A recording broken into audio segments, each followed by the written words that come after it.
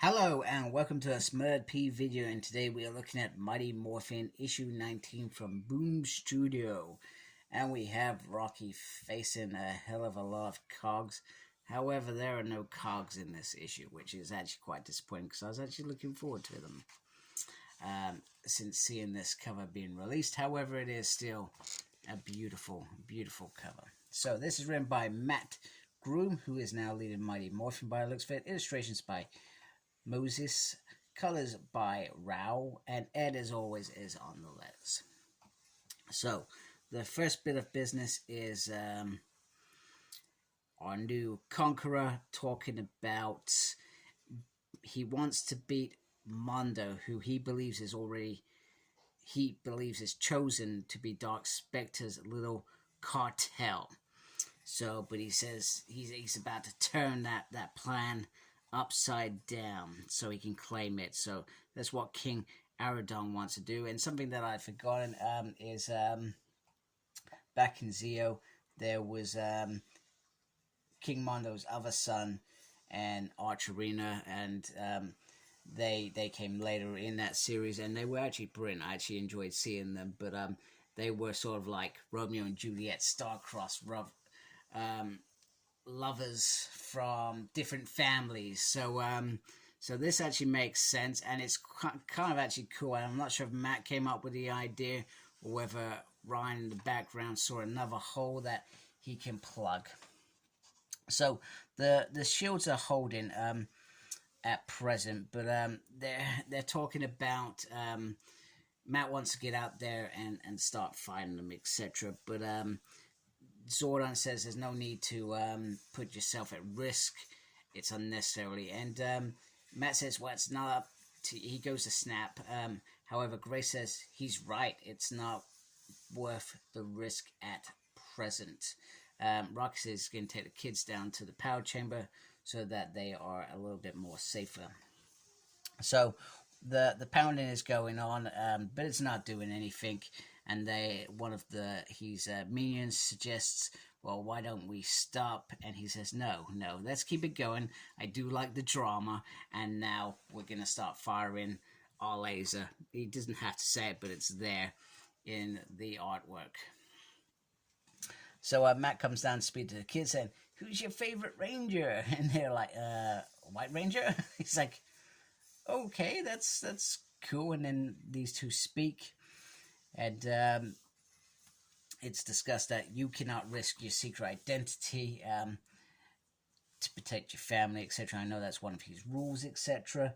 But I'm gonna go out there as Robin's second favorite ranger and do my thing. He says, actually, I think you're his fourth ranger. And then Zordon has a moment with Matt where he says, you know what you and Tommy have in common is basically you're an ongoing testament to my irrelevance. Now this statement stands well beyond Zordon. So Zordon was big presence until up to Turbo, and then after that he popped up every now and then, but he sacrifices himself later on. Now since then there have been, I'm going to say, actually probably we could be looking at maybe towards 100 other rangers that have come afterwards. I don't know the exact figure. So what he's saying is, I didn't choose either of you.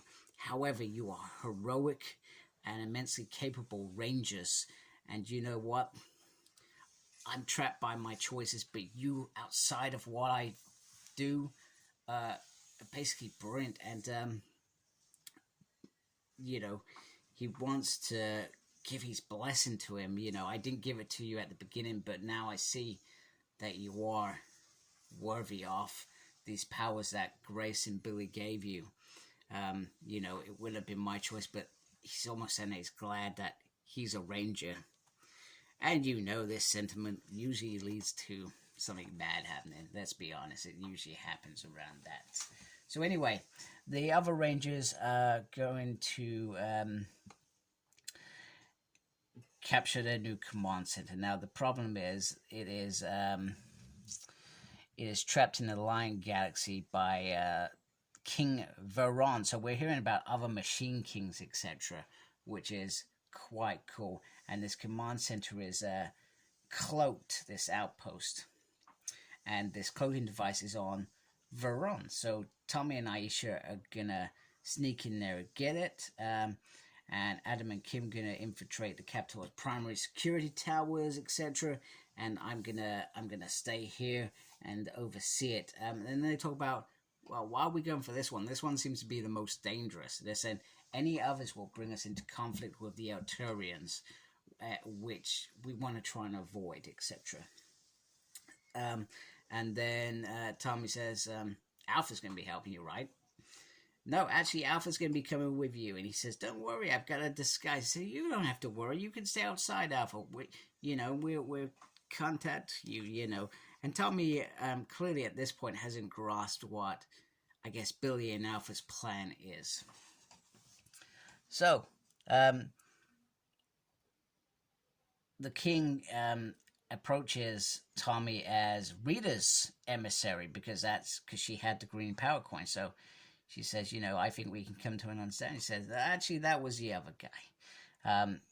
And then he's talking about, we permit you to torch Zordon, and you can live for a long time, and, I'll spare your life, blah, blah, blah. He says, oh, you're so generous. Yeah, well, people say that. And he says, I decline. Well, that is a problem with you commanders. You do everything the hard way. So they get straight into it.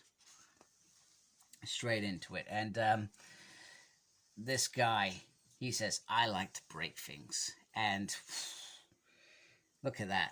He is, what? Everybody is so tragic. They've just left you to die alone. Pretty true. He's just there to die alone. And we get this boom, etc. So we don't know what's happened because we immediately transport to this, where Tommy and Aisha climb in the hard way to get into this party that is secured, etc. And they dress in somebody else's clothes, but they've got cloaks. And now this is how I'm reading it, so I could be completely wrong, but these cloaks disguises seem to make them look like Eltarians, because that's how they are spoken to, like Eltarians, like they know each other. And at this point, Tommy gets rumbled pretty much almost straight immediately because he doesn't understand the lingo when he's talking about certain things. And he's like, well, what sector do you hail from? He's really digging into him because he's thinking something wrong here. And then Alpha comes in and saves the day, looking magnificent, if I do say so myself. He says, I do not hire hair models for their brains. He says, who are you? Alfonso Fiver, hairdresser to the stars, which is brilliant. So Rocky Grayson, this tech dude, are talking, and Rocky says, my little brother, he's got this toy, and it's got 3 phases, and he loves it. He keeps pressing it again and again and again and again. And she's like, where's this leading? And he gets to the point of, when I get fed up, I take the batteries out. She's like, an EMP. Brilliant. We need to do this fast, build it quickly, get it out there. So Matt is still alive. We don't know how he got out of the way to what was going on, but the illusion is up, perhaps. And the cover for issue 20, by the way, they are around a coffin. At present, we don't know who that is. It may be nothing. It could be a ploy. It could just be a beautiful cover, or it could be something important that we are going to find out either in Power Rangers or in Mighty Morphin. But that's next issue. So it's gonna come around quick. So they want to borrow Dragon Daddy. He's like, no, I need it, and they're like, just trust us. It'll be like 1 second. He's like, oh crap, he literally took it. And then it's back with him. He's got an EMP. He gets told to fire at the bad guy. He fires it. But it does not work because he says, we are not machines as in machines. We are living automations. We are alive. That's when Rock says, I'm going in. And he says, so I know the rules are not to share my identity and etc. And, it could come out. And he's like, do you know what? The rules need to reflect a change. And it needs to change now. And we need to do a new rule. We shall never again lose another Ranger. That's what it's got to be about. That means, if that means letting our identities out, we got to do it. We got to do what's right. We got to keep our people alive. So he says he's leaving, and he says he loves them very much, and it almost feels like perhaps Matt could easily be the sacrificial lamb, because he's never showed up in the show, even though this is meant to all be canon. So they could easily wipe him out. Rocky, on the other hand, would be harder to wipe out. However, this is comics, so let's remember comics. And I could be completely off the bat, completely wrong, but it feels like Rocky is going to get this. And we know in comics, people can come back. People come back all the time. And it doesn't mean that in the comics, somebody can't step into that Red Ranger role for a period of time until Rocky magnificently comes back from wherever he's gone. But this seems like another moment that is pivotal to this. That usually says, so we've had the moment with Zordon and Matt, which usually leads to Saint Ban, and then we have a moment now with Rocky, which leads to Bad. Now, we also know Grace could obviously be sacrificed quite easily, and, sacrifice herself somehow. I don't know. And she could easily be the Red Ranger again. Why not?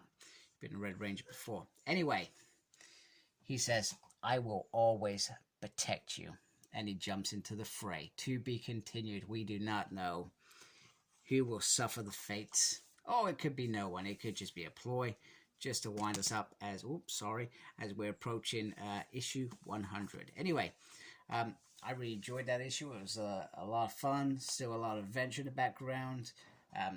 Fight to save the Earth, etc. in the universe. Hard decisions being made. Good character development. Beautiful artwork. This issue had it all. Anyway, hope you liked my video. If you do, please subscribe to my channel. Really appreciate it. Make sure you look after yourself. Very important. Thank you to those that already subscribe and embrace geekiness. Take care. Goodbye.